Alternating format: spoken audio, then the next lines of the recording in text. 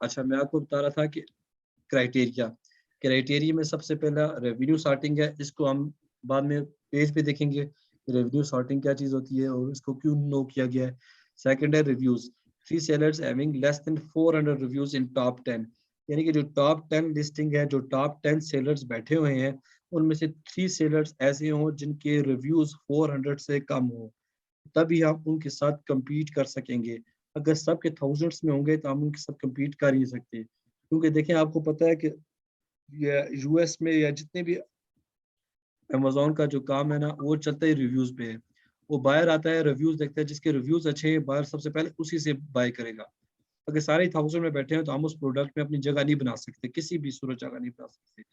अगर कुछ यस दो सर। तीन चार सेलर्स ऐसे हैं जिनके 400 से कम है तो हम इजीली उसमें अपनी जगह बना सकते हैं। तो हमें ये चीज़ लाजमी देखेंगे 3 सेलर्स जो हों वो 400 से कम हो। थर्ड पॉइंट है revenue, 5 out of 10 sellers having revenue more than 7,000। 5 seller ऐसे हों जिसके 7,000 से ज़्यादा रेवेन्यू हो। क्यों? अगर 7,000 से कम रेवेन्यू है इसका मतलब है प्रोडक्ट में कोई इशू है, प्रोडक्ट रेवेन्यू जनरेट नहीं कर रही। तो जो प्रोडक्ट रेवेन्यू जनरेट नहीं कर रही तो वो हमारा प्रॉफिट मार्जिन भी नहीं दे सकती, इसलिए हम उस प्रोडक्ट में नहीं जाएंगे। जिस प्रोडक्ट में 5 सेलर या 5 से ज़्यादा सेलर 7,000 अबव रेवेन्यू ले रहे हैं हम उसी प्रोडक्ट को चूज करेंगे, ठीक है, क्योंकि हमारा काम यस प्रॉफिट सर। मार्जिन से है, प्रॉफिट मार्जिन जनरेट रेवेन्यू से होता है। अगर एक प्रोडक्ट का रेवेन्यू ही नहीं है तो हमें क्या प्रॉफिट मार्जिन वो देगी, हमारे क्लाइंट को क्या वो प्रॉफिट मार्जिन देगी, ठीक है।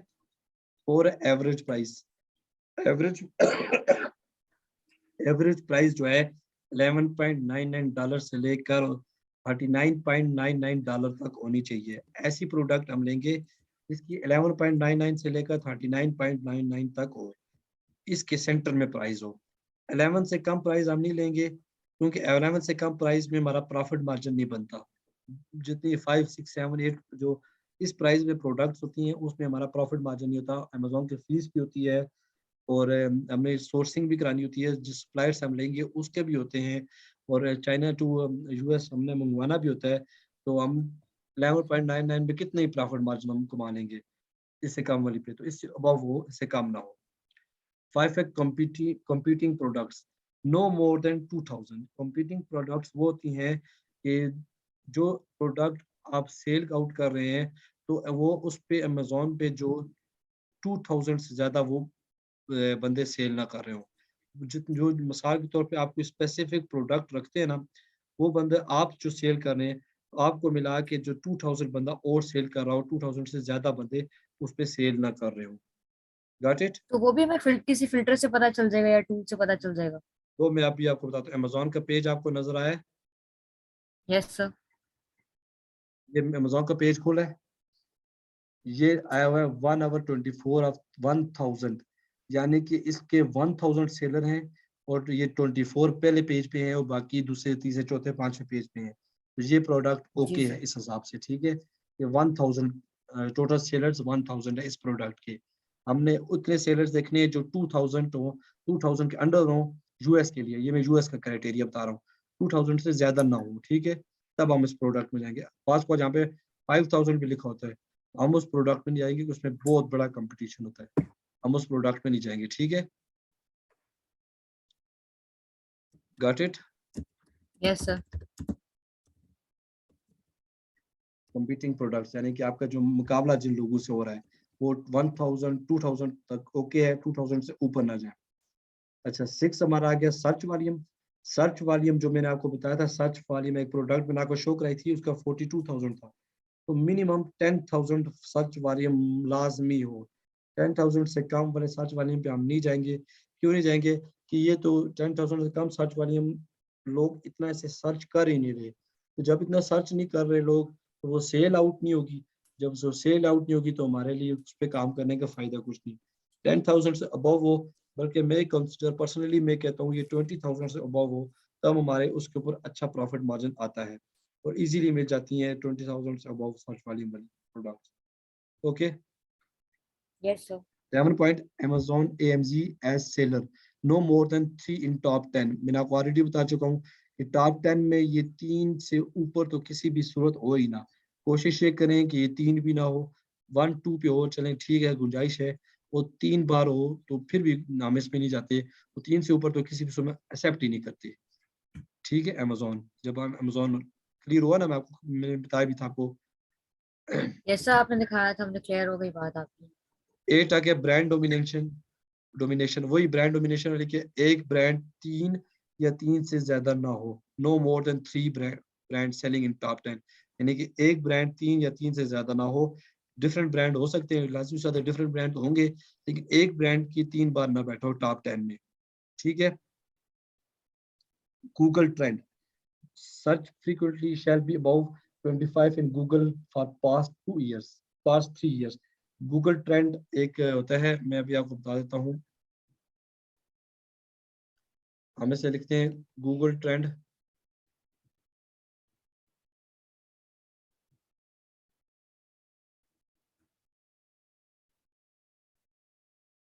गूगल ट्रेंड सबसे पहले ओपन किया, जो भी वेब पेज ओपन करेंगी उसमें पाकिस्तान नहीं करना, पाकिस्तान से यूनाइटेड स्टेट्स के लिए आप काम कर रहे हैं तो यूनाइटेड स्टेट्स करना है।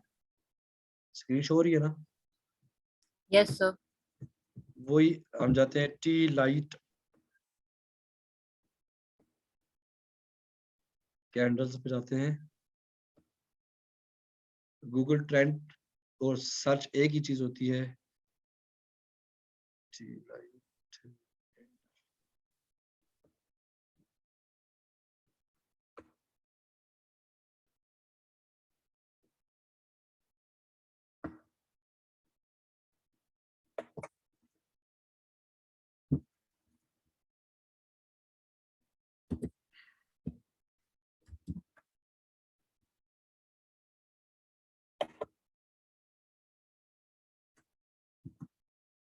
अब ये टी लाइट पे ओपन हुआ। ठीक है, इसका मैन की वो टी लाइट है।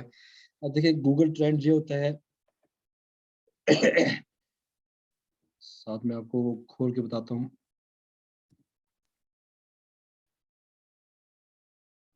गूगल ट्रेंड कहता है search frequently shall be above 25 in Google for past 3 years। ये पास्ट 1 ईयर का, फिलहाल पास्ट 12 मंथ हमने लगाया हुआ है, यानी कि 1 ईयर का है तो 1 ईयर का ये लिखा हुआ 25, 50, 75 और 100। ये इसके पॉइंट्स नजर आ रहे हैं आपको? यस सर, ग्राफ के साथ। ग्राफ। अब ये कह रहा है कि गूगल ट्रेंड वो होता है, यानी कि गूगल पे जो लोगों ने सर्च किया होता है, जो गूगल पे ट्रेंड इसका बना होता है। हम जो चीज सर्च करते हैं गूगल के पास उसका उसका ट्रेंड में जाती है कि क्या चीज कितनी बार सर्च हुई है, किस बार सर्च हुई है, तो ये गूगल का एक ट्रेंड बन जाता है उसमें। ठीक है, सर्च के लिए। ठीक है, जिसने सर्च वाली में बताया था ना, उसमें ये भी सर्च वाली में, लेकिन ये गूगल के ऊपर है। ठीक है, कि गूगल के ऊपर लोगों ने कितना सर्च किया है, वो अमेजोन के ऊपर था। ठीक है। अब देखें उस चीज को गूगल के वो कह रहे हैं कि 25 से पॉइंट से नीचे ना हो, 25 के पॉइंट से नीचे ना हो, अबव हो तो बहुत ओके है, 25 से नीचे ना हो। अब समटाइम्स लोग इसे गलत तरीके से ले लेते हैं, वो कहते हैं कि 25 से लाइन से बिल्कुल नीचे ना आए, ऐसा नहीं है।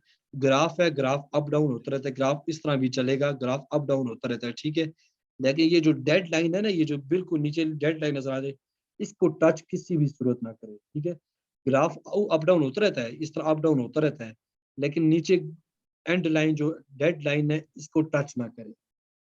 Got it? जी सर। इशू है तो बताएं आप। No sir. ये हमारा क्राइटेरिया में है कि 25 से नीचे ना हो, 25 से नीचे यानी कि इस डेड लाइन को टच ना करे। ग्राफ में अप डाउन होती रहती है। अभी मैं पास्ट 12 मंथ का जिस समय से यहाँ से क्लिक करके पास्ट 5 ईयर्स को ओपन करता हूँ ना, उसमें आपको ज्यादा क्लियर हो जाएगा। ये देखिए, अब पास्ट इसका पास्ट 5 ईयर्स का भी बहुत अच्छा है। अब ग्राफ किस तरह ऊपर नीचे हो रहा है ना, इस तरह। अब इस तरह यस ये सर। 25 पे भी हो रहा, 25 पे भी इस तरह ये ऊपर नीचे up down up down up down होता रहेगा। ठीक है, लेकिन इसका मतलब है नीचे एंड लाइन को टच ना करे, 25 वाली लाइन पे रहे, और अप डाउन 25 वाली लाइन पे होता रहे। ठीक है, अब ये टोटल 50 की लाइन पे है, इसका मतलब ये बहुत अच्छा ट्रेंड है। अब ये ट्रेंड 25 की लाइन पे रहेगा तो ये इस तरह होगा, 25 से थोड़ा सा ऊपर नीचे ऊपर नीचे ऊपर नीचे ऊपर नीचे, तो इसमें कोई इशू नहीं है। लेकिन ये एंड लाइन को टच ना करे किसी भी सूरत में। एंड लाइन को टच करेगा इसका मतलब है ये जीरो की लाइन पे आ गया है, तो जीरो की लाइन पे तो आ ही नहीं चाहिए, 25 की लाइन से नीचे ना हो, यानी कि जीरो की लाइन पे ना आए। बाकी इस तरह अप डाउन होता रहे, कोई मसला नहीं है।